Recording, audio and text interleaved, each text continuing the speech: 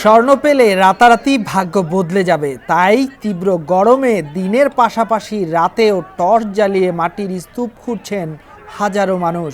ঠাকুরগাঁয়ের রানীশংকৈল উপজেলার আরবিবি ইটভাটায় এমন ঘটনা ঘটেছে। জানা গেছে, স্বর্ণ পাওয়ার আশায় দীর্ঘদিন ধরেই মাটি খুঁড়ছেন লোকজন। শুরুতে দুই একজন স্বর্ণ পেলেও বাকিরা ফিরেছেন খালি হাতে। অনেকেই এটিকে গুজবও বলছেন। স্থানীয়রা জানান, দিনের চেয়ে রাতে মাটিতে বেশি স্বর্ণ পাওয়া যায়।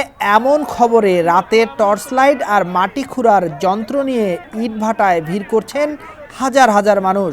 অনেকে মাটি খুঁড়তে অন্য জেলা থেকেও আসছেন। দিনের বেলায় ইটভাটার ঠিক পশ্চিম পাশে মাটির স্তূপে বিভিন্ন শ্রেণী পেশার মানুষের জটলা লেগেই আছে। সে জটলার পাশেই ছোট শাবল, কোদাল, বাসিলা দিয়ে আস্তে আস্তে মাটি খনন করে বাছাই করছে বয়স্ক নারী, পুরুষ, যুবক, কিশোর সহ বিভিন্ন বয়সী মানুষ। স্থানীয়রা জানান, ঠাকুরগাঁও জেলার রানীশংকৈল উপজেলার কাতিহার আরবিবি ইটভাটায় গত কয়েকদিন ধরে চলছে মাটি খনন প্রতিযোগিতা।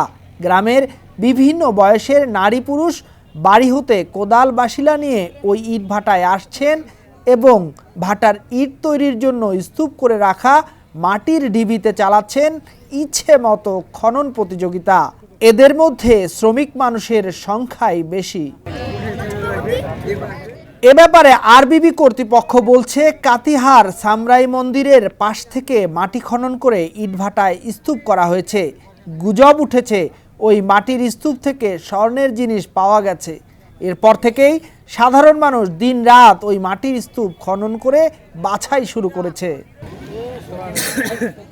রানীশংকৈল উপজেলা নির্বাহী কর্মকর্তা রকিবুল হাসান বলেন, বিষয়টি জানার পরে লাল কাপড় দিয়ে চিহ্নিত করে সাধারণের প্রবেশ নিষেধ করা হয়েছিল। কয়েকদিন বন্ধ থাকার পরে আবারও মানুষের আসা যাওয়া শুরু হয়েছে। এ বিষয়ে প্রয়োজনীয় ব্যবস্থা নেওয়া হচ্ছে। ঠাকুরগাঁও প্রতিনিধি শামসুজ্জোহার পাঠানো তথ্যচিত্রে ডেস্ক রিপোর্ট, সমকাল।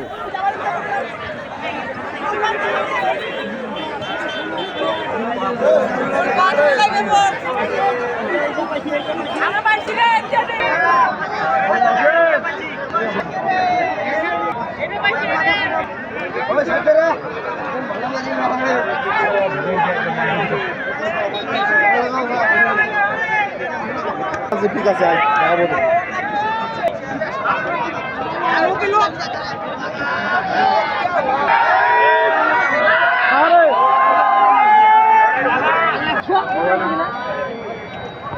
উত্তর দক্ষিণ নাই।